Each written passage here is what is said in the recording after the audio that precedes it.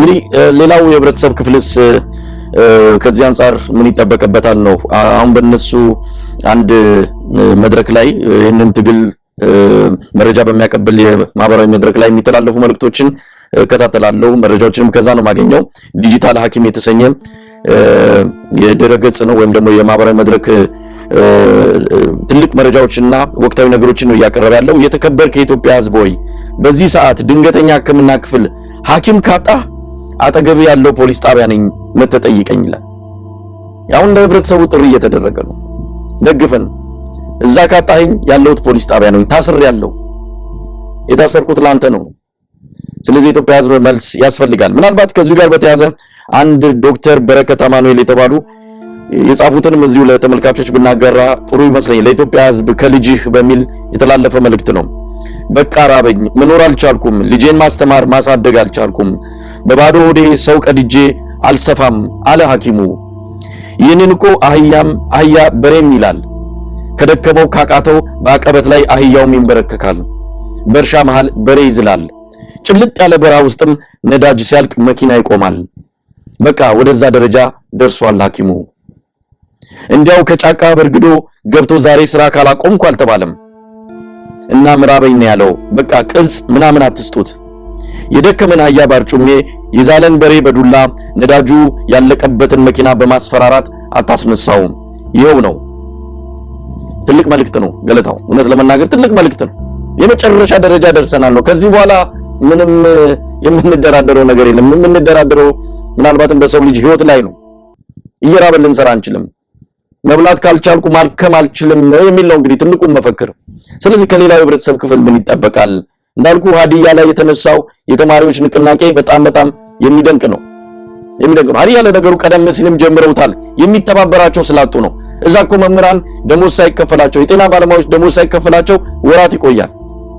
አቁመው ነበረ። ወደ ሾኔ አካባቢ እንደነዚህ አይነት አካባቢ ባሉ የህክምና ቦታዎች ላይ ህክምና ሁሉ ተቋርጦ ነበረ። ቀድመው ነው ንቅናቄውን የጀመሩት። ዛሬ ይሄ አጠቃላይ ሀገር አቀፍ ሲመጣ የራሳቸውንም ጀምረውታል። እንግዲህ ተማሪዎች ናቸው። በጣም የሚገርም ተማሪዎች ናቸው። ለመምህራኖቻቸው ደሞዝ ሳይከፈላቸው እየራባቸው ሊያስተምሩን አይችሉም። ስለዚህ ለመምህራኖቻችን ደሞዝ ይጨመር አይደለም ይከፈል ነው ደሞዝ። እዛ ጥያቄው ጭራሽ ማይከፈላቸውም አካባቢዎች አሉ። 2-3 ወራት አይከፈላቸውም። አንዳንዱ ወደ ገጠር ሄዷል። በቃ የጉልበት ስራ እየሰራ ወላጆቼ ጋር እኖራለሁ ብሎ እዛ ገብቷል። ችግሩ ከባድ ነው። ችግሩ ሌላው ዓለም ቢሰማው ምን ያህል እንደሚደነግጥ እውነቴን ነው የምልህ። እንደዚህ አይነት የህዝብ ጉስቁልና በገዛ አገዛዙ እንዲህ አይነት የመብት ጭቆና የሚደርስበት ሌላ ሀገር ህዝብ ካለ እስካሁን አልሰማንም። ኢትዮጵያውያን ናቸው ይህንን እየተጋፈጡ ያሉት። ኢትዮጵያውያን ናቸው የመከራ መዓት ተከምሮባቸው ምናልባት አሁንም ነገሮችን በትዕግስት ይሁን በፍርሃት እያሳለፉ ያሉት። ስለዚህ ከህብረተሰቡ አስቸኳይ የሆነ መልስ ይጠበቃል። አሁን የመጣብን አደጋ ከባድ ስለሆነ ገለታው ትክክል ነው መሳይ። ህብረተሰቡ ይሄንን ሲቪል ሰርቪስ ሰራተኛውን ሙያተኛውን በእንክብካቤ መያዝ አለበት። እንግዲህ ሀገር ያድግ ዘንድ ሙያ ያስፈልጋል። በየዘርፉ ግብርና እንዲያድግ የግብርና ሙያተኞች በረሃብ የሚሰቃዩ ከሆነ ግብርና እንዴት ሊያድግ ይችላል? ቢሮክራሲው እኮ የተሽመደመደው እኮ ሙያ ጠል የሆነ መንግስት ስለመጣ ለሙያ ምንም ክብር የለውም። ለሙያ ክብር ማሳያው አንዱ ደሞዙ ነው። ምንዳውን መክፈል። አሁን እኮ የሐኪሙ ጥያቄ እኮ ምን ይላል የሀገራችን ሰው? አንድ አባባል አለ። ሆድን በጎመን ቢደልሉት ጉልበት በዳገት ይለግማል ይላል የሀገራችን ሰው። አንድ ጊዜ ዳገት ላይ ይለግማል። በቃ ይለግማል፣ አልችልም ይላል፣ ይንበረከካል። ቀደም እንዳልከው በቃ አይችልም። ሐኪሙ ያን ነው ይሆን ሲደልለው ነው የኖረው። ሆዱን ሲደልል፣ ልብሱን ሲደልል፣ ኑሮውን ሲደልል ነው የኖረው። ዳገት ሆኖበታል። ጉልበቱ ለገመ ሐኪሙ። አስተማሪው ጉልበቱ ለገመ። መሄድ አልቻለም፣ መውጣት አልቻለም። አሁን በቃ ይሄንን ኑሮ ተራራ አልወጣውም። ስለዚህ ሰርጂኑ እየራበው ቁርስ ዘሎ ምሳ ዘሎ ቀዶ ጥገና ሊሰራ ይችላል።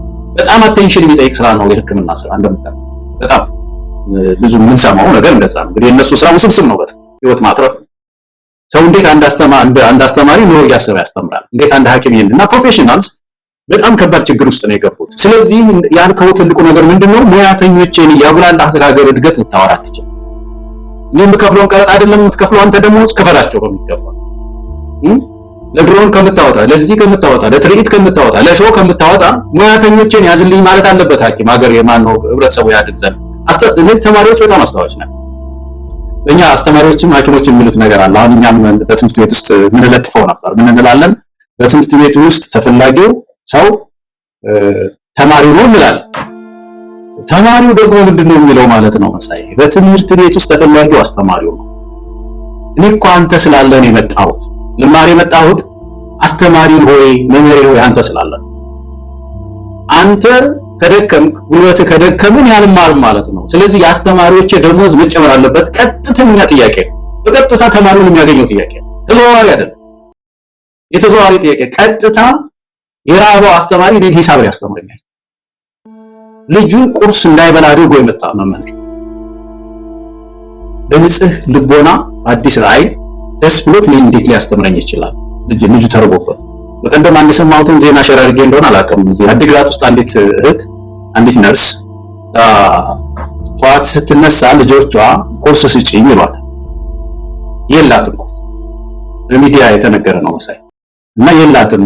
አንድ ይሄን እየዘለሉ መኖር እንግዲህ ተለምዷል። የቁርስ እየዘለሉ ምሳ መስጠት ማለት ነውና የላትም። ዝም ብላ አጭበርብራቸው በቃ አመጣለሁ በኋላ ምሳ ትበላላችሁ ምናምን ትላቸውና ምናምን ቁርስ ሲሉ ያ ድምፅ ተከትሏት ሄዷል ሆስፒታል እና ያከመች እያለች ለቅሶ አሉ ዶክተሩ ሲናገሩ፣ በጀርመን ድምፅ ሲናገሩ ምንድነው የሆንሽው ሲባል ልጆቼ ቁርስ እያሉ ትቻቸው መጣ። ነርስ ናት እንደዚህ የምትለው 7000 ብር ነው ደሞዟ። ይሄ ግፍ አይሆንም ወይ በኢትዮጵያ ምድር ውስጥ? በእርግጥ ተቸግረን ነው እንዳንል አሁን ያለው ተቋማቱን ያየን እንደሆነ በጣም የተዘበራረቀ ደሞዝ ነው ያለው። በሌላ በኩል ደግሞ መንግስትን ወጪ የመንግስትን የፕሮጀክት አቅጣጫዎች ያየን እንደሆነ ቅንጦት ላይ ያተኮረ ነው ያለው። ስለዚህ ችግር አለ ማለት ችግሩ ኢኮኖሚ ችግር አይደለም ማለት ነው። መንግስት ሙያ ጠልነት ሙያተኞችን የጠላ አላከብር ያለ ነውና ይሄ ጉዳይ የብሔራዊ ክብራችንን ጉዳይ ነው ሳይ የብሔራዊ ፕራይዳችን ጉዳይ ነው። እኛ ኢትዮጵያውያን አሁን በእንግሊዘኛ መሳይ ይህንን ለሌላ ሰው ተነግረዋል። የኢትዮጵያ ዶክተሮች ዳቦ ጥያቄ እየጠየቁ ነው። ዳቦ ተርበዋል ብለን አንድ አሜሪካዊ የኢትዮጵያ ዶክተር ርቦታል ብለን በእንግሊዘኛ ማስረዳት ይችላል? እኔ ለቤተሰቦች ይሄን አልተናገርኩም ሆነስትሊ እስካሁን። ኢትስ ሪሊ በጣም እንትን ሁሉ ይነካል። የሆነ ስብዕናህን ኢትዮጵያዊነትህን ሁሉ ይፈታተናል። የናሽናል ፕራይዳችን ችግር ነውና በዚህ ደረጃ ህብረተሰቡ አይቶት ይህንን ትግል በከፍተኛ መነቃቃት ደግፈን ስርዓት ለውጥ በማምጣት ሐኪሞቿን ተንከባክባ የምትይዝ እናት ኢትዮጵያ መፍጠር መቻል ያለብን ነው መስለኛል። ገለታው እንግዲህ እንዴት ይቀጥላል በምን መልኩ ነው የሚለውን እንዳልከው ተዘጋጅተዋል። እነሱ እያንዳንዱን ነገር በመርሃ ግብር አድርገው ነው። ይህንን የሚመራ የኢትዮጵያ ጤና ባለሙያዎች ማህበር ንቅናቄ አለ። ያ ቦርድ አላቸው። ቦርዱ ወደ ሙሉ የስራ ማቆም አድማ ገብተናል ብሎ ውሳኔ ማሳልፈዋል። እንዴት እንደሚከናወን እንግዲህ ቀደም ሲል ያልከው ድንገተኛ ሕክምና እንደዚህ የወሊድ ጉዳዮችን በተመለከተ በምን መልኩ መሸፈን እንዳለባቸው ተነጋግረዋል። አጠቃላይ ሂደቱ የሚቀጥል ይሆናል። እንደተባለውም ሌሎቹ መሳተፍ አለባቸው። ዳር እያሉ ያሉ አሉ። የአዲስ አበባ ታክሲዎች፣ የኢትዮጵያ መምህራን፣ ሌሎችም እንደዚሁ መግባት አለባቸው። ወታደሩ ከምንም በላይ ፖሊስ እኮ 200 ብር ጉቦ በላ ተብሎ በቴሌቪዥን ዜና የቀረበበት እኮ ነው። ፖሊስ 200 ብር አጥቶ ፖሊስ ደሞዙ ስንት ነው? ፖሊስ ማመጽ አለበት። ሰራዊቱ ማመጽ አለበት። እነማን ናቸው? የብልጽግና ደሴት ነዋሪዎች። በእርግጥ ይሄን የሚሰማ ጆሮ የላቸውም። የብልጽግና ደሴት እዛ ደሴት ላይ የሚኖሩ በጣም ጥቂት በጣት የሚቆጠሩ ናቸው። በ120 ሚሊዮን ህዝብ ላይ ፈርደው እነሱ እዛ የተንደላቀቀ ኑሮ እየኖሩ ነው። አይሰሙም፣ አይለሙም። ከነሱ ውጭ ያለው የህብረተሰብ ክፍል ግን ማመጽ ይሄንን ጉዳይ ለውጥ እስኪመጣ ድረስ ከሐኪሞቹ ጎን የራሳቸውን ጥያቄ አድርገው ህዝባዊ ቢተኝነቱን መቀላቀል አለባቸው ነው። እንግዲህ ገለታው ምናልባት ቀደም ሲል ወደ ነካካነው ርዕስ ነው የተወሰነ ነገር ብንልበት ጥሩ ነው። ትላንት ምሽት የኢትዮጵያ ኢንተለጀንስ ምንድነው የብሔራዊ መረጃና ደህንነት አገልግሎት ከብሔራዊ መረጃና መረብ ኤጀንሲ ነው ስማቸው ኢንሳና አንዱ የደህንነት መስሪያ ቤት በጋራ ሆነው ያዘጋጁት በሚል ቀረበልን። አሁን መረጃዎች ሲሰሙ በተለይ መሰረት ሚዲያም ከዚህ አንጻር የራሱን የሆነ ጥረት አድርጎ ያገኘው መረጃ ለህብረተሰቡ አካፍሏል። በጣም አስገራሚ ነው ገለታ። እውነት ለመናገር የዚህ ሰውዬ ድንቁርና የዚህ ሰውዬ ለከት ያጣ እብሪትና ትዕቢት ከትዕግስትም በላይ ነው። በጣም ነው የሚፈታተን። እንግዲህ ወደ ግማሽ እንደሰማነው ከሆነ $320,000 ነው በደቂቃ 120 ብር ለ1500 ድሮን ወደ $320,000 ከዛ ለተለያዩ ወጪዎች ተብለው እስከ ግማሽ $1,000,000 ወጪ ተደርጓል። ድሮኑ የውጭ ነው፣ ቴክኒሻኖቹ የውጭ ናቸው፣ ሰማዩ ብቻ ነው የኛ። የአብይን ፎቶ በሰማይ ላይ ለማሳየት ምን ያህል ከራሱ ፍቅር ጋር ያበደ በዚህ ወቅት ላይ እንኳን ፎቶውን በሰማይ ላይ ማየት የሚፈልግ በዚህ የሚረካ። በድሮ ጊዜ አንዲት የፈረንሳይ ንግስት አሉ ህዝብ ተራበ፣ ገበሬው ተርቧል አሏት አሉ። ለምንድን ነው ኬክ የማይበላው? ኬክ ብላ በሉት አለች ተብሎ በፈረንሳይ አብዮት ውስጥ በጣም የሚጠቀስ የፈረንሳይን ገበሬ ያበሳጨ ንግግር ነው። በዓለም ታሪክም በጣም የሚጠቀስ ነው። ብዙ ሀገሮች ይህን እየጠቀሱ ለውጥ በሀገራቸው ውስጥ አምጥተውበታል። እና ለምንድን ነው ኬክ የማይበላው አለች።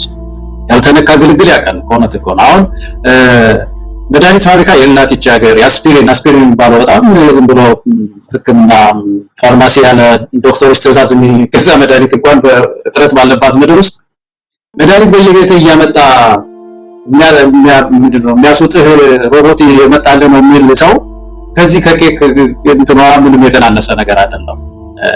ሕክምና በከፍተኛ ችግር ውስጥ ያለባት ምድር ውስጥ ከተወሰነ ጊዜ በኋላ በእያንዳንዳችሁ ቤት እንደዚህ አይነት ሮቦት መጥቶ አርቲፊሻል ኢንተለጀንስ መጥቶ መድኃኒት ያወጣችኋል። አረ ነው ያወጣዋለሁ። መጀመሪያ መድኃኒቱን እስቲ እንስራው እዚህ ሀገር ቤት ውስጥ። አሁን እሱ መቸገረን እኛ ደረጃውን ጠብቆ የሚሆነው ዓለም የሚደርስበት ቴክኖሎጂ እንከተላለን ኢትዮጵያውያን። ግን አሁን መሰረታዊ የሆነ ችግር ነው ያለብን እና ስለዚህ ማውራቱ አሁን በዚህ ሰዓት በእውነት ለምን ኬክ አትበላም የኢትዮጵያ ገበሬ እንደማለት እርቦኛል ሲል እና ይሄ ነው። ከዚህ በፊት በጣም የሚያስገርም ነገር እንደዚሁ እንደዚህ የአርቲፊሻል ኢንተለጀንስ ጉዳይ ሲነሳ የሚያስገርመኝ ነገር ምንድነው አድዋ የሚባለው እንትን አሰርተው ያንን ሙዚየሙን ሲመረቅ በዓለም ላይ በጣም ዓለም ብዙ ሀገሮች ያልደረሱበት ቴክኖሎጂ የሆሎግራም የሚባል ቴክኖሎጂ እና ኢትዮጵያ አንዷ ሆና ደርሳበት አጼ ምኒልክን አናገርናቸው ብሎ አጼ ምኒልክ ፎቶአቸውን አንጥተው አንደታቸው እንዲናገሩ ተደረገ። ዜና ቀረበ መሰለኝ። ይሄ መቅረቡ ብቻ ሳይሆን አብይን እኮ ያወደሱበት እኮ አጼ ምኒልክ አብይን በዛ ጊዜ ላይ በዓለም ላይ ሆሎግራም የሚባል ቴክኖሎጂ ነው ሌሎች ያልደፈሩትን ኢትዮጵያ ደርሳበት ነው አጼ ምኒልክ የተናገሩት ተብሎ በዜና ቀረበ። እኔ በአንድ አቅጣጫ ስታየው ይሄ ዜና የፌደራል መንግስት ዜና መሆኑ ነው የሚገርመኝ። በነገራችን ላይ ገለታው ትክክልም አይደለም እኮ በተባለው ቴክኖሎጂ አይደለም። ከጀርባ አንድ ጥበብ ሰው ተዋናይ ነው ከጀርባ ያንን ንግግር ያቀረበው እንጂ በዛ ቴክኖሎጂ አይደለም። አዎ ግን እኔ በጣም የገረመኝ ነገር ዝም ብሎ በየመንደሩ ነው እንደዚህ አይነት የሚሰሩት ወጣቶች። አሁን ልጆች ኮምፒውተር ውስጥ ገብተው ሊሰሩት የሚችሉ ነው ፎቶ ማናገር ቴክኖሎጂ እኮ የት እንዳይደርሰዋል እኮ እና ይሄ እንደ ትልቅ ነገር ሆኖ አንደኛው። ሁለተኛው የፌደራል መንግስት ዜና መሆኑ ነው የሚገርመኝ። ፌደራል መንግስት ክልል የሚባሉ አሉ እነሱ ማስተዳደር፣ ኢኮኖሚ፣ አጠቃላይ መቆጣጠር፣ ሴኩሪቲ መቆጣጠር እንትን የሚል አጼ ምኒልክን ፎቶ አናገር ነው ብሎ የኢትዮጵያ ፌደራላዊ ዲሞክራሲያዊ ሪፐብሊክ መንግስት ዜና አድርጎት ጠቅላይ ሚኒስትሩና ሚኒስትሮች ሁሉ ቁጭ ብለው በፌስቡካቸው ላይ እንደዚህ አይነት ደረሰን የሚለው ነገር ኢትዮጵያውያን ምንድነው የሚያሳየን? ይሄ ነገር በምን ደረጃ ከሰር በምን ደረጃ ወረድን እኮ የሚለውን እኮ ነው የሚያሳየው። ይሄን እኮ ልጆች እኮ ዝም ብሎ ተራ ልጆች እኮ በሰፈር በህብረት ማለት ነው የሆነ አሶሲዬሽን ፈጥረው የቴክኖሎጂ ተማሪዎች የአዲስ አበባ ዩኒቨርሲቲ የቴክኖሎጂ ተማሪዎች አሶሲዬሽን ፈጥረው እኮ ነገር ነው ሊያሳዩት የሚችሉት ነገር ነው። የኢትዮጵያ ዜና ደግሞ የክልልም እኮ አይደለም የፌደራል መንግስት ዜና እንዴት ሊሆን ይችላል? ይሄ ምንድነው የሚያሳየው? ያን እንደሆነ ስራ ፈት መንግስት ነው። አንደኛ በጣም ስራ ፈት ነው። ሁለተኛ በከፍተኛ ሁኔታ በእውቀት የተመታች ሀገር መሆኗን ነው የሚያሳየው። ላይ ያለው ችግር ምን ያህል ተመስገን ጥሩ ነው አብይ ምናምን ተነጋግረው እንደዚህ ነው የሚያዩት አስተዳደር ኢትዮጵያ እንደዚህ ነው የሚያዩት ማለት ነው። አንዲት ነገር ሲያዩ በፌስቡክ ላይ በዚህ በቲክቶክ ላይ የሆነ ነገር እስቲ እንደዚህ አይነት ነገር ስራ ብለው አንዱ ሳያዙታል ያንን ሲሰራ ብሔራዊ ዜና ፌደራል መንግስት ዜና ሆኖ የሚቀርብባት ምድር ናትና እኔ በጣም ነው የማዝነው። የትናንቱ ሾው ግን ከሁሉም በላይ ከዚህ ከቀልዱም በላይ ብሩ ነው እኛ የሚያንገበግበን የከፈልነው ብር ወጪው። ከዚህ በፊት አርቲፊሻል ኢንተለጀንስ የሚባል እኔ የተወለድኩበት ማን ነው የአርቲፊሻል ሬን የሚባል እኔ የተወለድኩበት አካባቢ የዝናብ ችግር የለብንም መሰለኝ። ምንም የዛ አካባቢ ችግር የዛ አካባቢ ገበሬ ችግር ትንሽ ተዳፋታማ ቦታ ነው ምናልባት የተፈጥሮ ጥበቃ ያስፈልገዋል። ከዛ ውጪ የዝናብ ችግር የለም። ሄዶ አብይ አህመድ ዝናብ አዘነበ ለዚህ በእንትን ማለት አርቲፊሻል ሬን ማለት ከፍተኛ ብር ነው ያወጣው። ያ ብር እዛ አካባቢ ላይ ያለው ኢሪጌሽን ይሸፍን ነበር። የተወሰኑ ወንዞች ቀይሶ መስኖ ያለማል።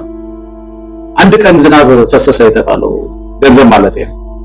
ግራውንድ ዋተር አውጥቶ ድንች ካሮት ሰው እንዲያረባ ያደርገው ነበር እና እንዴት ነው የኢትዮጵያ ገንዘብ እንደዚህ ዝም ብሎ በጣም ጌጣጌጥ በሚፈልግ እስቲ የምናደርገው ምናምን ተብሎ ነው ቸብ እያደረጉ እጃቸውን የኢትዮጵያን ገንዘብ የሚያፈሱባት ምድር እንዴት ሆና ዝም ብለን እናያለን ኢትዮጵያውያን። እና የትላንቱን ወጪ አብይ አህመድን እንትን ስል እዛ ለማሳየት ከሲንጋፖር ድረስ መጥቶ እነዚህ ነጋዴዎች ናቸው አንዳንድ ሀገር ሳይ ታሪካቸውን እየዞሩ ያሳያሉ። እንደዚህ አይነት ነገር ገንዘብ ይቀበላል። በድሮም ብቻ አይደለም እዚህ ሀገር የዚህ እንትን ሸዋው ምንድነው ይሄ ገለታው ገንዘቡ ነው ብላል። ግን ከገንዘቡ ባሻገር አስፈላጊነቱ ምንድነው ነው? ለምን ያስፈልጋል? ለምሳሌ ተጠቀሱት ምንድነው ኢትዮጵያ ብሔራዊ መረጃና ደህንነት እነሱ ወይም አርቲፊሻል ኢንተለጀንስ ሰርተውት ቢሆን የፕራዮሪቲ ጉዳይ የቅድሚያ ጉዳይ የቱን አንገብጋቢ የሚለው እንዳለው ነው። ግን በእኛ ልጆች ወይ በኢትዮጵያውያን እጅ ተሰርቶ ቢሆን አንድ ነገር ነው። ይሄንን ሰርተናል ይውልን ነው። የውጭ ሀገር ባለፈው ታስታውሳለህ የኢትዮጵያ አየር ኃይል የሆነ ዓመት ሲከበር ከተባበሩት አረብ ኤሚሬት ነው ጀቶቹም የመጡት አብራሪዎቹም የመጡት። ከኛ የፈለጉት ሰማዩን ብቻ ነው። እንደዚህ ትርኢት አሳይተ የኢትዮጵያ አየር ኃይል የደረሰበትን ደረጃ ብለ በጣም ያሳዝናል እኮ። ባለፈውም አደረገው አሁን ደገመው። ጥቅሙ ምንድነው? በሰው ወርቅ እንደምቃለን ወይ? የሰው ሀገር ስኬትን አምጥተን ለኢትዮጵያውያን ማሳየት ለኛ ምንድነው የሚጠቅመው? ገንዘቡንም አውጥተን ከእንደገና አስፈላጊነቱንስ ላይ በደንብ መፈተሽ ያለበት ጉዳይ ነው።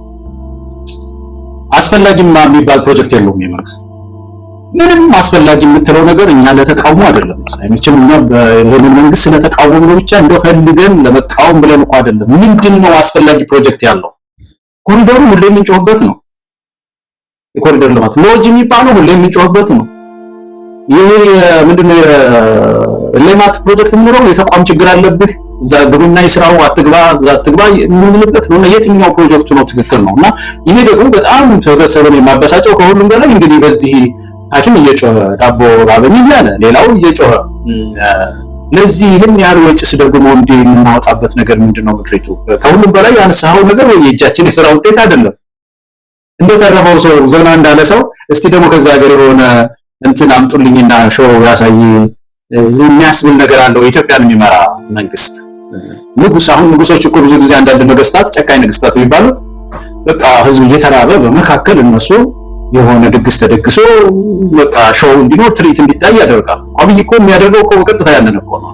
ራሱ ስሜቱን ለማርካት እንዳልከው የራሱን ምስል በአየር ላይ ሲሳል ለማየት ብሎ ኢትዮጵያ ይሄንን ያህል ብር ከፈለ። እንግዲህ ሚሊዮን ሊሆን ይችላል የወጣው በብር ብንመታው ብዙ ሆስፒታል ሊገነባ የሚችል ወደ 300 ሚሊዮን ብር ነው እንግዲህ እስካሁን ባለው ምንዛሪ ሲታይ የወጣው ወጪ ወደ 300 ሚሊዮን ብር የሚጠጋ ነው። ገለታው ሌላው ምናልባት አብይ አህመድ በዚህ ሁኔታ ከቀጠለ የስፔን ባህላዊ ስፖርት አለ፣ የፊጋ በሬ ትርኢት አለ።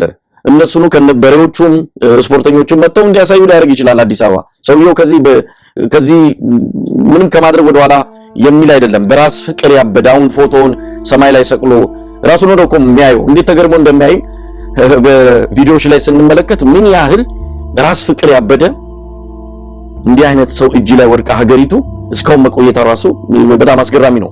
ለማንኛውም ገለታው ወደ ሌላ ርዕሰ ጉዳይ እንሂድ፣ እንደው ሰዓትም ስለሌለን። ሰሞኑን የአብይ አህመድ ጦር ጀነራሎች ፉከራቸው የሚቻል አልሆነም። ፋኖን አጥፍተናል የሚል አሁን ደግሞ ከጀነራል ማመር ተሰማ ከሚሉት የምስራቅ እዝ አዛዥ ሰማን።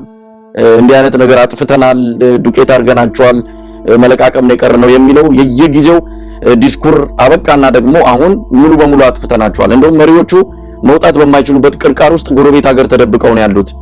ይህን እንግዲህ የሚናገረው አንድ ጀነራል ነው። ፋኖ ኃይሎች አሁን የደረሱበት ደረጃን የሚያውቅ ያውቃል። መሬት ላይ እየተሰራ ያለውን ስራ ለህዝብ መንገር አያስፈልግም። ነገር ግን የመንግስት ማለት ያገዛዙ እንዲህ አይነት ትልልቅ ቦታ ላይ ያሉ ወታደራዊ አዛዦች በዚህ ደረጃ ቅጥፈት፣ በዚህ ደረጃ ውሸት ለምን አስፈለገ? ሁሉ ነገር አብቅቷል ነው። ከዚህ በኋላ ምንም ነገር የሚመጣ ነገር የለም። የአማራ ህዝብ ሰላምና ደህንነቱ ተመልሷል። የኛም ስራ እያበቃ ነው። ለክልሉ የሰላምና ደህንነት አስረክበን እንወጣለን አይነትም ይመስላል። ይሄ ነገር ተደጋጋሚ የሆነ የውሸት ዲስኩር መቼ ነው የሚቆመው? ምናልባት እኚህ ሰውዬ ደግሞ ከዚህ ጋር በጣም የተካኑ ናቸው። የሚለወጠው ቀኑ ብቻ ነው። የሚናገሩት ነገር ተመሳሳይ ነው። ይህንኑ ነገር የዛሬ 6 ወር የዛሬ ዓመት ተናግረውታል ጀነራል ማመር ተሰማ። ዛሬም መጥተው እንደም ጨርሰናቸዋል፣ አመራሮቹ ተበታትነዋል አሉ። የሆኑ 2-3 ሰዎች ወደ ብልጽግና ስለገቡ የፋኖ ነገር ያከተመ በግለሰቦች የተንጠለጠለ ግለሰቦች የሆነ ቦታ ሲሄዱ ትግሉም አብሮ በዛው የሚደክምና የሚጠፋ አድርገው የሚያስቡ ናቸው። ነገር ግን የበለጠ ትግሉ እየተጠናከረ እንደውም ቅርጽ እየያዘ እውነት ለመናገር ቅርጽ እየያዘ መጥቷል።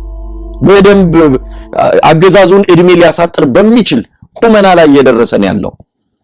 ስለዚህ የሚቀርበው መረጃ ምናልባት ህዝቡ ስላወቃቸው ይቀበላል ያምናል ብለን አይደለም። ግን የነዚህ ሰዎች አለመለወጥ ከትላንት ዛሬ የውሸታቸው መጠን እየጨመረ መምጣቱን እንደው ለማንሳት ያህል ብዬ ነው ገለታው። ትክክል ነው። የዚህ ፋኖ ትግል ከተጀመረ ጊዜ ጀምሮ አረፍ እያሉ የሚያመጡት ዜና ይሄ ነው። አረፍ ይሉና የተወሰነ ጊዜ ብቅ ሲሉ እንደዚህ አይነት ዜና ይዘው ይመጣሉ። እንደውም አንድ ጊዜ ምን ሲሉ ሰምቻለሁኝ፣ ከፍተኛ መኮንን የመለቃቀም ስራ ነው ብሉት እንዳለ ሆኖ አሁን ወታደሩም ከክልሉ ይወጣል፣ በክልሉ ፖሊስ የሚሰራ ሆኗል፣ አቅሙ ተመቷል ፋኖ ምናምን ብለው እንደገና ሌላ ከባድ መሳሪያና ታንክ እንደገና ሲያስገቡት ያለና በተቃራኒው ነው ነገሩ። አሁን ከባድ ስጋት ላይ ወድቋል መንግስት። በተለይ የሚፈራው ህዝባዊ እምቢተኝነት ተቀስቅሷል በከተማ ውስጥ። ሐኪሞች በተለይ ደግሞ የተጀመረው እኔ ደስ ያለኝ በእነዚህ ሐኪሞች በመሆኑ ነው። እነዚህ ሐኪሞች ደግሞ በጣም ይጠሉት የነበረው የብሔር ዶክተር የሚባል ነገር፣ የብሔር ዶክተር፣ የትግሬ ዶክተር፣ የአማራ ዶክተር ምናምን የሚባል ነገር በህይወት ነፍሳቸው ነው የምትጠላው ሐኪሞቹ። ምክንያቱም ሲማሩም ስለ ሰው ልጅ ነው የሚማሩት። የሰው ልጅ ሰውነት ክፍል ምን ሲባሉ ነው የሚያውቁት። እና እነሱ ላዩን አይደለም የሚያዩት፣ ደም ነው የሚያዩት። እነሱ ጥቁር ደም የለም፣ ነጭ ደም የለም፣ ቀይ ደም የለም፣ ያው ደም ነው፣ አንድ አይነት ነውና ለዛ ሕክምና ውስጥ ያለፉ ዶክተሮች እንደዚህ የብሔር ታፔላ እየሰጠ ሲያበሳጫቸው እሱ ሰብረው ሄደው ህዝባዊ ንቅናቄ እያመጡ ነው ያሉት። ይሄ በጣም አስፈርቶታል። ከዚህ የተነሳ በሌላ በኩል ደግሞ የጦር እንቅስቃሴ የሚያደርጉ ኃይሎች በተለይ እንደተጠናከረ ደግሞ ፋኖም ትንሽ የተጠናከረ ስለሆነ እሱ ደግሞ የበለጠ ስላስፈራቸው በዚህ እንዲህ አይነት መልእክት እንዲህ አይነት ፕሮፓጋንዳ ብንጠቀም ምናልባት ሊያግዘን ይችላል ከሚል ነው። እና እኔ በተቃራኒ ነው። አማራ ክልል ውስጥ እንኳን ለመንግስት እጅ መስጠት ይቅርና ለመንግስት እጁን የሚሰጥ ፋኖ ወታደር ይቅርና የሚሾም ሰው ጠፍቷል። አማራ ክልል የሚሾም ብልጽግና ለሹመት ሰው ፈልጎ አላገኝ ብሎ ሹመት ደብዳቤ ሲሰጠው አንፈልግም ይሄን ቦታ ነገ ልጠፋ እችላለሁ፣ ህብረተሰቡ ጠልቶኛል፣ ስለዚህ እኔ እንዲህ አይነት ቦታ አልፈልግም እየተባለ በግድ ስልጣን ላይ ያላቸው ደግሞ ስልጣን መልቀቅ አትችሉም እየተባለ ደብዳቤ ቀላጤ ደርሷቸዋል። እንዲህ በሆነበት ምድር ውስጥ ያውን ፋኖ የአማራ ወጣት እጅ ለብልጽግና ሊሰጥ አይችልም። መጀመሪያውኑ እነሱ ያዘጋጇቸው እዛው ፋኖ ውስጥ ያስቀመጧቸው አንዳንድ አባላት ካሉ አሁን ጊዜው ነው፣ መልቀቅ አለባቸው። ምክንያቱም ከታችም የመጣው እንቅስቃሴ እያበጠረው ነው ያለው ግፊት፣ ከባድ ግፊት ነው ያለውና ያ ጉዳይ እንግዲህ የመጨረሻውን የብልጽግናን ድጋፍ ለመስጠት ሄጄ የፋኖ ነበርኩኝ ትቼዋለሁ እያለ በቴሌቪዥን እንግዲህ በየቀኑ ሊቀርብ ይችላል። ነገር ግን አንድ መታወቅ ያለበት ነገር ምንድነው? ፋኖ ረቂቅ ነገር ነው። ሲጀምር ጀምሮ እኮ ፋኖ ሳይደራጅ እኮ ፋኖ ነው እያልን ያለ ነው። ህዝቡ እኮ ልብ ውስጥ ነው አንድነት ያለው። ገና ፋኖ ድርጅት ሳይፈጠር ፋኖ እንደዚህ ያደርገናል፣ ፋኖ ከተማ የት ነው ያለው ፋኖ ሲሉ መቶ አደረጃጀት ነበር ያለው ያኔ። ፋኖ በህብረተሰብ ውስጥ አንድ ነው ያለው። እያንዳንዱ አማራ ፋኖ ሆኗል። እና ይሄን ፋኖ ማርከዋለሁ የሚል ጀግና ሊኖር አይችልም። የዚህ ህዝብ ጥያቄ ሲመለስ ነው የፋኖ እንቅስቃሴ አንድ ምዕራፍ ሊያልፍ የሚችለውና እኔ ምንም ስጋት በእውነት የለኝም። ግን ይሄ ህዝባዊ እምቢተኝነት በጣም አስፈርቷቸዋል። የዛ ነብሰብራቅ ይመስለኛል። ገለታው እንዳልከው ነው። አንዳንድ አሁንም በቀጣይ የምናያቸው ወደ ብልጽግና የሚገቡ ሊኖሩ ይችላሉ። የተዘጋጁ ሰዎች ናቸው። አሁን በጣም ጠንካራ መዋቅር አለው በሚባለው በጎጃም ውስጥም እንደዚሁ አንድ ጎጃም ለብልጽግና እጁን የሚሰጥ ሰው አደራጅተው ካሜራ ደቅነው ዜና ተጽፎ አልቋል። አሁን ሰሞኑን እንደዚሁ አንድ ሰው ገባ፣ አንድ አመራር ገባ የሚል ዜና ልንሰማ እንችላለን። ሰው በዚህ መረበሽ ወይም ደግሞ በዚህ ሌላ ነገር ውስጥ መግባት የለበትም። ቲያትር ነው፣ የቲያትሩ አካል መሆኑን ነው መረዳት የሚገባን። በተረፈ የፋኖ በነገራችን ላይ አሁንም ከፍተኛ የሆነ የሉና ተጋድሎ እየተደረገ ነው ያለው። የህዝባዊ እምቢተኝነቱ የጤና ባለሙያዎቹ መረጃና ክስተቶቹ አዳዲስ ሆነው ለሱ ትኩረት ሰጥተን በስፋት እሱ ላይ አተኮርን እንጂ አሁንም ዛሬ ራሱ የሰማናቸው የአውደ ውጊያ ብሎች በጣም አስደናቂ ናቸው። በነገራችን ላይ ከፍተኛ ቁጥር ያለው የአብይ አህመድ ሰራዊት እጁን እየሰጠ ነው ያለ ውጊያ ነው። ወታደሩ በእንደዚህ አይነት ሁኔታ ነው ህዝባዊ አመጹን መቀላቀል ያለበት። በ3000 ብር ደሞዝ እሱም ይድረሰው አይድረሰው አይታወቅም 2 ዓመት ሙሉ ልብስ ሳይቀይር እላዩ ላይ የቀመለ ወታደር ለማን ብሎ ነው እዛ ቀበሮ ጉድጓድ ውስጥ የሚዋጋው? ሀገር ለመጠበቅ ቢሆን አንድ ነገር ነው። ሀገርማ እየጠበቀ አይደለም። ይኸው ሱዳን እንደምንም እየገቡ ነው። ደቡብ ሱዳን ላይ ኢትዮጵያውያን ባንዲራችን እኮ ደቡብ ሱዳን ላይ ተነስተው የደቡብ ሱዳን ባንዲራ ተሰቅሏል እኮ። ሀገር እየጠበቀ አይደለም። የአብይን ዙፋን ለሚጠብቅ ወታደር ይህን ያህል ዋጋ መክፈል የለበትም። የአብይን ምንድነው ስልጣን ለማጽናት በዚህ ደረጃ የሰው ልጅ መድቀቅ መሞት የለበትም። ሰራዊቱ እየሰጠ ነው እጁን። አሁን ምን ሰማቸው ዜናዎች አብዛኞቹ ያለ ውጊያ እጅ ሰጡ ነው። አብይ አህመድ አሁን የሚተማመንበት ነገር ጠፍቷል። ቴክኖሎጂ ተማመነ፣ በድሮን አጠፋቸዋለሁ አለ። እኔ ለጀነራል ማመር ተሰማ ምናልባት አንድ ጥያቄ የምጠይቃቸው ምሬ ወዳጆ ከወሎ ኢንጂነር ደሳለኝ ሳያስብ ከሸዋ ዘመነ ከጎጃም እና ሀብቴ ደግሞ ከጎንደር ቋራ ላይ ተገናኝተው የቋራን ቃል ኪዳን ሲመሰርቱ መቼም እንደ ከሰማይ ላይ በፓራሹት ወርደው አይደለም፣ ተጉዘው ነው። ከያሉበት በአውሮፕላን አልሄዱ፣ የሄዱት ያው የየብስ ትራንስፖርት ተጠቅመው ነው። ወይስ ሰራዊት የለም ያን አካባቢ እየተቆጣጠሩ አይደለም ለሚለው ነገር ማረጋገጫው እነዚህ ሰዎች ከየቀጠናቸው ከአራቱም የአማራ ማዕዘናት ተሰብስበው ቋራ ላይ ተገናኝተው ነው የአማራ ፋኖ ብሔራዊ ኃይልን የመሰረቱት። እና የቱን ተቆጣጥረው ነው ጀነራል ማመር ተሰማ እንዲህ አይነት ነጭ የሆነ ውሸት ለኢትዮጵያ ሕዝብ የሚያቀርቡት? በጣም አሳፋሪ ነው። ለማንኛውም ድሉም ጠንክሮ እየተካሄደ ነው። የህዝባዊ ቢተኝነቱም በከተማ የሚካሄደው የዚህ ስርዓት እድሜ አጭር እንደሆነ ከምን ጊዜውም በላይ አሁን ነገሮች እያሳዩ ነው። ምንም ይሄ የምንናገረው ባዶ ተስፋ የማይጨበት ተስፋ አይደለም። ትክክለኛ መሬት ላይ ያለ ነገር ነው። ሂደት በቃ አንድ ምንድነው ጥርሱ ተነቃንቋል እኮ። የተነቃነቀ ጥርስ ይወልቃል፣ የተንገዳገደ ዙፋን ይፈርሳል። ያንን እያየን ነው። ያው የጊዜ ጉዳይ ነው፣ መምጣቱ አይቀርም ማለት ይቻላል። እንደው በዚህ ላይ አጭር አስተያየት ስጥና ወደ መጨረሻው ርዕሳችን እንሄዳለን። እንደ መጨረሻ ላይ ያልከው መሳይ አሁን አንድ መንግስት የመውደቂያው መጨረሻ ምዕራፍ ላይ የሚያሳዩ ምልክቶች ናቸው በሙሉ ያሉት። መጀመሪያ አንድ መንግስት ለውጥ አሳያለሁ ሲል ምንድነው የሚያደርገው? እስረኛ ይፈታል። ይሄ በቃ ፋሽን ነው። ከዛ ምህዳሩ ሰፋ ይባላል፣ የሚዲያው ምህዳር ሰፋ ይባላል። አሁን በተገላቢጦሽ ነው የሚሆነው። መውደቂያ ላይ ደግሞ የሚደረጋ ነው። አሁን ስለ ሐኪሞች ስርዓት እያየነበርኩ ነበር። በተመሳሳይ ደግሞ ጋዜጠኞች እየታሰሩ ነው መሰለኝ አሉ የተባሉ አንዳንድ ጋዜጠኞች እየተለቀሙ እየታሰሩ ነው ያሉት። ስለዚህ ስርዓቱ የሚያሳየው የዚህ ብሔራዊ ውትድርና ምልመላው ወዘተርፈ የሚያሳየው በአጠቃላይ ስርዓቱ እየተንገዳገደ ነው፣ የወደቀ ነው ያለውና ዝግጅት ነው እንግዲህ እኛ የሚያስፈልገን። ተቃውሞዎች ሁሉ ከባለፈው ስህተት መማር መቻል አለብን። የባለፈው ዝም ብለን መግፋት ብቻ ነው። መግፋት ውጤቱ ምን ሆነ? ኢህአዴግ የሚባል ፓርቲ መክፈት መስበር እና አንድ ኃይል ወጣ ምናምን የሚል ሆነ ውጤታችን። ያ ካልኩሌሽን ያ ስትራቴጂ አሁን አይሰራም። የተደራጀ ህዝባዊ ቢተኝነት ፈጥሮ ያ ድርጅታዊ አቅም በሽግግር ላይ የሚተከል እስኪሆን ድረስ እንደዚህ አይነት ህልም ያለው ትግል ውስጥ መግባት ብቻ ያስፈልገናል የሚል ነገር ነው መናገር የምችለው። ገለታው ወደ መጨረሻው ርዕሰ ጉዳይ እንሂድ። የህወሓት ጉዳይ ነው። ሰሞኑን የህወሓት አጀንዳ እንደ መሰንበቻ ሁሉ አሁንም ቀዳሚ አጀንዳ ሆኖ እየመጣ ይገኛል። ሰሞኑን የምርጫ ቦርድ ህወሓትን የፓርቲነት ህልውና መሰረዙ የሚታወቅ ነው።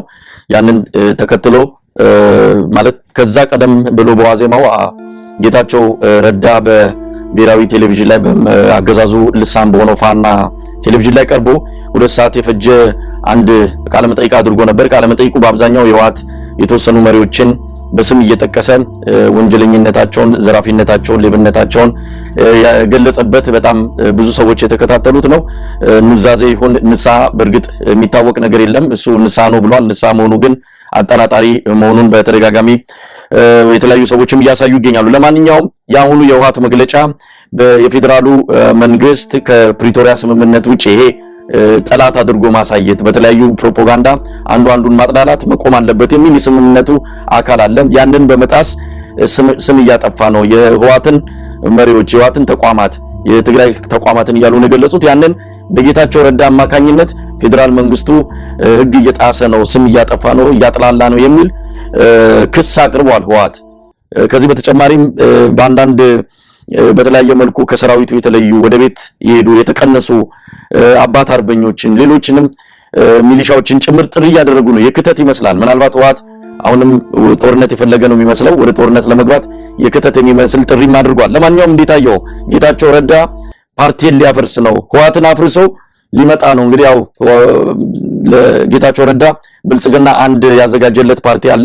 ያንን ፓርቲ ይዞ ወደ መቀሌ ለመግባት በቅድሚያ ይህን ድርጅት ማጥላላትና ውስጥ ለውስጥ ማፍረስ ነው የተያዘው የሚል ክስን ያቀረበው። እንዴት አየው ገለታው? ፈርሷል።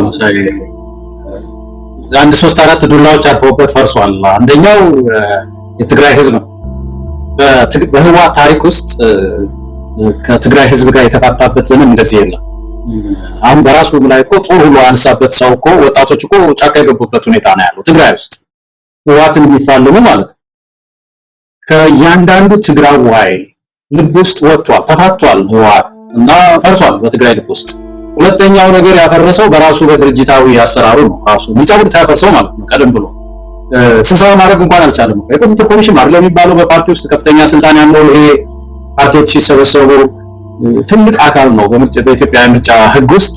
እሱ እውቅና ካልሰጠው ጠቅላላ ጉባኤ አይደረግም። አንዳንዱ ብሎ እኮ ያደረጉት ስብሰባ እኮ ነው እና ደብረጽዮን አደረገው። አሁን እኮ ህወሓት የሚባለው እኮ ይቺ ደብረጽዮን እኮ ያለው ወይዘሮ ፈትለወርቅ የተወሰኑ ሰዎች እኮ ናቸው እንጂ ፈርሷል እኮ። በኋላም ደግሞ ለሁለት ተከፈለ ተባለ። የጌታቸው ህወሓትና የደብረጽዮን ህወሓት ተብሎ ነበር። ስለዚህ እንደ ድርጅት ህወሓት ሲባል እኔ ፈርሷል። መጨረሻውን ደግሞ ያው ምርጫ ቦርድ ፓርቲ አይደለም ብሎ እንግዲህ ያሰናበቱ። በቃ እንግዲህ መቼም ተወደደም ተጠላም በዛ ምድር ውስጥ የለም። ከዚህ በኋላ የሚኖረው መጻጻፍና ደብዳቤ መለዋወጥ ሁሉ ምንም ስም የሌለው ነገር ነው የሚሆነው። የፈረሰ ፓርቲ ነው የሚሆነው ማለት ነው። ስለዚህ አሁን ይልቅ ምንድነው ያነሳው ምናልባት ግጭቶች ሊነሱ ይችላሉ የሚለው ነገር እንግዲህ የምርጫ ቦርድ መግለጫ የሚለው አይተዋል። ከዚህ በኋላ ንብረት ወረሳ ሁሉ አለ። ቢሮ ማሸግ አለ፣ የህወሓትን ቢሮ ማለት ነው። ንብረቱ ተሽጦም ደግሞ ለሲቪክ ድርጅቶች ለምርጫ ማስኬጃ ምናምን ይላል ነው የሚለው ደብዳቤው። ስለዚህ ይህንን ጉዳይ ለማስፈጸም መሄድ አለበት መንግስት። እንግዲህ እንደውም እኮ በህጉ መሰረት እኮ ለአንድ ቀን ቢሆን በምርጫ ቦርድ ፓርቲ አይደለም ብሎ የፈረሰ እንትን ፓርቲ አገር እኮ ስቴትን ሊያስተዳድር አይችልም። የኦዲት ጥያቄ አለ፣ የፋይናንስ ጉዳይ አለ፣ ከፌደራል መንግስት ጋር ኮሚኒኬሽን አለ፣ ግን ማአት ነገር ነው ያለውና ያን ሁሉ ህገወጥ የሆነ ፓርቲ ሊያደርገው አይችልም እንግዲህ በህጉ መሰረት። ስለዚህ በፍጥነት ምናልባት ይሄን እርምጃ የሚወስዱ ከሆነ ህወሓት ያለችውን ጥቂት ኃይል እንግዲህ ትግራይ ውስጥ የትግራይን ወጣት ቀስቅሶ ጦርነት መቀስቀስ የሚችልበት ሁኔታ የለም። ትግራይ ውስጥ ጦርነት አይፈልግም ወጣቱ። የተወሰኑ ግን ኃይሎች አሉ የሚቀልባቸው፣ የተወሰኑ መሳሪያም የሸሸገው አለ። ከዚህ የተነሳ ከዚህ ከአብይ አህመድ ጋር ግጭት ፈጥሮ እንደገና የተወሰኑ መለስተኛም ቢሆን የጦርነቶች አይከሰቱም ማለት ያስቸግራል። በተለይ ይሄ ቢሮ ወደ ማሸግ እና ያላሳሽግም ያሉትን ሰዎች ወደ ማሰር የማስፈጸም ጉዳይ ፖሊስ ሲገባ ማለት ያንን ሲገባ እንደዚህ አይነት ችግሮች የሚጠበቁ ናቸው። ስለዚህ ህብረተሰቡ ራሱን ከዚህ ግጭት መጠበቅ ነው ያለበት። እንደገና የትግራይን ግጭት አውድማ ልታደርግ አትችልም። ይሄ ትንሽ ነገር ነው የሚል ነው። ከሁሉ በላይ ግን ፕሪቶሪያ ስምምነት ፈረሰ ይመስል የመጨረሻውን ማለት ነው። ምክንያቱም አንዱ ሊይዘው የሚችለው አካል የፕሪቶሪያ ስምምነት በትግራይ ህዝብና ሌላ ህዝብ መካከል የተፈረመ አይደለም። ግልጽ ነው። በቲፒኤልኤፍ እና ፌደራል መንግስት መካከል የተፈረመ ፊርማ ነው እና ቲፒኤልኤፍን መጀመሪያውኑ ወይም የዚህ የፕሪቶሪያው ስምምነት የሚያበቃበትን ዘመን አላስቀመጡ። ይገርም እኮ ነው መሳይ። እኔ አፍሪካን ዩኒየን በጣም አስገርሞኛል። የሚያበቃበት ጊዜ ሄደው ማለት በዚህ ጊዜ ጨርሶ ትግራይም ወደ ስቴትነቷ ተቀይራ ያበቃል ምን ነገርም የለም። ዝም ብሎ ስምምነት ነው ያለው። እንደዚህ እናደርጋለን ነው እና እነሱም ፖለቲካ መጠቀም ያደረጉት ህወሓትን የኛውን በመሀል አፈረስኩ ነው። ከዚህ በኋላ የፕሪቶሪያ ስምምነት እንግዲህ በአንድ እጅ አይጨበጨብም መቼም። አንዱ ከፈረሰ ፈርሷል ማለት ነው እና ትግራይ እንግዲህ በብልጽግና መተዳደር ትጀምራለች ማለት ነው። ብልጽግና በጊዜያዊ ውክልና የሚኖረው ወይም ደግሞ በጌታቸው በኩል በሚያመጣው ሊሆን ይችላል። በዛ ትጀምራለች የሚል አካሄድ ነው ያለው። ግን ዋናው ነገር ሰራዥ እና ተሰራዥ እንደው ያስገርመዋል። ተሰራዡ ህወሓት፣ ሰራዡ ወይኛው ደግሞ ብልጽግና አብይ አህመድ ሆነው ሁለቱም እየፈረሱ ያሉ ናቸውና ሁለት እየፈረሱ ያሉ ድርጅቶች አንዱ ይኮረኩመዋል ትንሽ ኃይል አገኘው ያለውና እንደ ህዝብ ግን የሐኪሙን ትግል የመምህሩን ትግል ይዘን ኢትዮጵያን እንደገና ወደ ማትረፍ መንቀሳቀስ ያለብን ነው መስለኝ። እኔ ገለታው አንድ ሁለት ነገር እንግዲህ የህወሓት ጉዳይ ሰሞኑን በተደጋጋሚ ስላነሳ ነው። ከዚህ በላይ የምንለውም አይኖርም ነው። በማህበራዊ ሚዲያ ላይ ያገኘናቸው ነው። አንድ የአገዛዙ ያው ዲጂታል ሰራዊት አለው እንደምታውቀው ከፍተኛ ወጪ አውጥቶ በአሁን ሰዓት ለሕክምና ባለሙያዎች ከሚከፍለው ገንዘብ ይልቅ ለአንድ አውርቶ አዳሪ ወይም ደግሞ ሌላም የሚሰራው ነገር የለም የተሰጠውን ብቻ የሚያስተጋባ የሶሻል ሚዲያ ሰራዊት ገንብቷል። ያ ሰራዊት ደግሞ ማላመጥ የለም መመርመር የለም ምን እንደሆነ እንኳን አቅም የተሰጠውን ብቻ መለጠፍ ነው። ከዚህ አንፃር አብይ አህመድ ከቅርብ ጊዜ ወዲህ የሚሰጣቸው አንድ የሆነ በማህበራዊ ሚዲያ ላይ የሆነ ነገር ሲተላለፍ ከስር እየመጡ አስተያየት የሚሰጡትንም አደራጅቷል። ምንም ነገር በቃ ነፃ የሆኑ ሌላ ነገር ማሰብ አይፈልጉም። ብቻ ከአንድ ቋት የሚመጣ አስተያየት መልእክት ካለ እሷን በስማቸው መለጠፍ ነው። ምን እንደሆነ እዛ መልእክት ላይ ስተት አለ ወይ የፊደል ግድፈት አለ ወይ የለም ማስተካከል የለም እንዳለ ኮፒ ያደርጋሉ ፔስት ነው። ከዚህ አንፃር አንድ አስገራሚ ነገር ስላየው እሱን እንደው እንመልከተው ብዬ ነው። ይሄን የምታየው እንግዲህ የጤና ሚኒስቴርን መግለጫ ተከትሎ በዛ ስር የተላለፈ መልእክት ነው። ይታይ እንግዲህ ጫ ፊደል ተገድፋለች። እቺ የተገደፈችውን ጫ ፊደል ምን እናርጋት? እንግዲህ ጫ ፊደል የለችም በጣም ትክክለኛ መግለ ነው ይላል። ምን ይደረግ? እኛ ተክተነው እናንብበው እና ምን ያህል ድንቁርና ብልጽግና መንደር ብልጽግና ቤት ውስጥ ህይወት እንዳለው መገለጫቸው እንደሆነ ጌጥ እንደሆነ በደንብ የምታይበት ነው። ስለዚህ ላይ ምን አስተያየት ትሰጣለህ ገለታው? ይሄ በጣም አስገራሚ ነገር ነው። ትንሽ ነገር የመሰለ ግን ስርዓቱን እኮ የሚያሳይ ነው። አንዲት ቃል እንኳን እንዳትለውጡ ተብለዋል። መጀመሪያ የሚሰጣችሁ ቃል ከዚህ ከዋናው የሚሰጣችሁ ነገር ለጥፉ ነው የተባለው። ስለዚህ እያዩዋትም ጫን ምትል ባትኖርም መግለጫ ተብሎ ነው የሚደብረው ያቺኑ ለጥፈዋል ማለት ነው። በቃ ወይ አታብቡም ተብሎ ሊሆን ይችላል። ፔስት ኮፒ በቃ እንደዛ አድርጎ ተብሎ ሁሉ ሊሆን ይችላልና ይሄ ከዚህ በፊት በአዳነች ጊዜ አዲስ አበባም የታየ ነገር አዳነች አበቤን በጻፈችው ላይ አስተያየት ሰጡ እየተባለ የሆነ ቦታ እየተዘጋጀ እንደውም ይሄንን የሚቀመሙ ሰዎች ሁሉ ተናግረዋል፣ አጋልጠዋል፣ አስታውሳለሁ። እንደዚህ እያደረጉ በየቀበሌው እንደዚህ አይነት ስራ ይሰራልና ይሄ አጠቃላይ ታግለን ትልቁ ስዕል ቢገር ፒክቸር እዚህ ነው የደረስነው። ኢትዮጵያውያን በእውነት የሚያሳይ እኮ የሚያስገርም ነገር እኮ ነው። ህወሓትን የታገልንባቸው ህወሓት ሲያደርጋቸው ነበሩ እንዲህ አይነት ፒአር ነበረው ከሱ መላቀቅ አለብን ብለን ደም ዋጋ ከፍለን ይኸው የደረስንበት እዚህ ነው። እንደዚህ ነው ጫን እንኳን የምትባል ፊደል እንኳን ሳይጨምሩ የሚለጥፉ ካድሬዎች የተፈጠረበት ዘመን ላይ ነው ያለነውና መራራ ትግል ውስጥ መግባት አለብን። በጣም መራራ ትግል ውስጥ መግባት አለብን። ለውጣችን ከሚገባው በላይ ወደ ኋላ በብዙ ርቀት ሄዷል። በጣም መቀልበሱ ብቻ አይደለም ወደ ኋላ ሄደናል። ከኢህአዴግ ወደ ኋላ እጅግ ርቀን ሄደናልና እንደገና እንግዲህ ተባብረን ይህን ህዝባዊ እምቢተኝነት መግፋት ነው። መረታው ሰሞኑን ከዚህ ከምንድነው ከመከላከያ የክብር አባላት አንዱ ወይ ንስሐ መግባት ፈልጎ ይሁን ወይ አላቅም በምክንያት ደውሎልኝ ነበር። ስም መጥቀስ አያስፈልግም እና ጠየቅኩት። ግን በምን ሞራል ነው እንደው ያገኛችሁትስ ጥቅም አለ? አሁን ይሄ የህዝብ ከበሬታችሁን አታችሁ አሁን ሶሻል ሚዲያ ላይ እንዲህ አይነቱን ነገር የሚጠረንፉ ናቸው። አንዳንዶቹ አቅጣጫ የሚሰጡ ናቸው። በነገራችን ላይ ስልጠና ሁሉ ይሰጣሉ። የክብር አባላት የሚባሉት እስከ 1 ሚሊዮን 2 ሚሊዮን የወጣባቸው ስልጠናዎች ተዘጋጅተው ለእንደዚህ አዳዲስ የፌስቡክ ሰራዊት አባላት ስልጠና የሚሰጡ ናቸው። እና ግን በምንድነው ህሊና ተሽጦ የሚገኘው ጥቅም ምንድነው ብዬ ጠየቅኩት። በጣም ይገርም 20 እንሆናለን አለ። በሁለት ዙር የክብር አባላት ተብለን የተሰጠን አለ 20 ነን። በወቅቱ ከተሰጠን ሜዳሊያ ባሻገር ለእያንዳንዳችን ኮንዶሚኒየም ቤት ተሰጥቶናል። እቺን ኮንዶሚኒየም ቤት ማጣት አልፈልግም። ለአንዳንዶቹ እንደ እንትናቸው እንደ አገልግሎታቸው መኪና ሁሉ የተሰጣቸዋሉ፣ ወፍራም ደሞዝ የሚያገኙ አሉ። ስለዚህ ምናልባት እኔ ያው ሊናየም እየቆረቆረኝም ለመኖር ምን ስል በተወሰነ ደረጃ አንዳንድ ነገሮችን ቀንሻለሁ። ግን እንዲህ አይነቱ ጥቅም ደግሞ ምን ማልፈው አልነበረም እና እንዲህ አይነቱ ነገር አሁን ይጸጽተኛል ብሎ ነው የደወለልኝም በራሱ ጊዜ መጥቶ ነው ያናገረኝ። ይታይ የሕክምና ዶክተሮች በዚህ መከራ ውስጥ ናቸው ያሉት። ለሀገሪቱ አስፈላጊ የሆነ የህይወት አድን ስራ ላይ የትውልድ የመቅረጽ ስራ ላይ ያሉ እነ መምህር እነ ሐኪም በዚህ አይነት ረሃበን በሚሉበት ሰዓት ላይ ነው ኮንዶሚኒየም ቤት ያስፈልጋቸዋል። አይሰጣቸው አይደለም ግን አውርተው ስላደሩ ስለሰሩ አይደለም አውርተው ስላደሩ እንዲህ አይነት ችግር እንዲህ አይነት ህመም ውስጥ ያለች ሀገር ናት። እውነት ለመናገር ይሄ ስርዓት አንድ ቀንስ መቆየት አለበት ከዚህ በኋላ። ይሄንን አንድ ሌላ ቪዲዮ ያየሁትንም ደግሞ እስቲ እንከታተለው።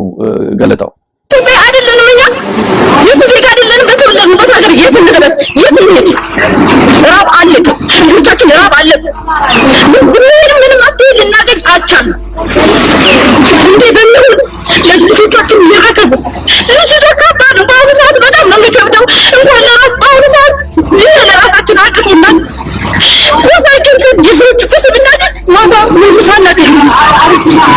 ሰው ማናገኝበት ሰዓት አለ።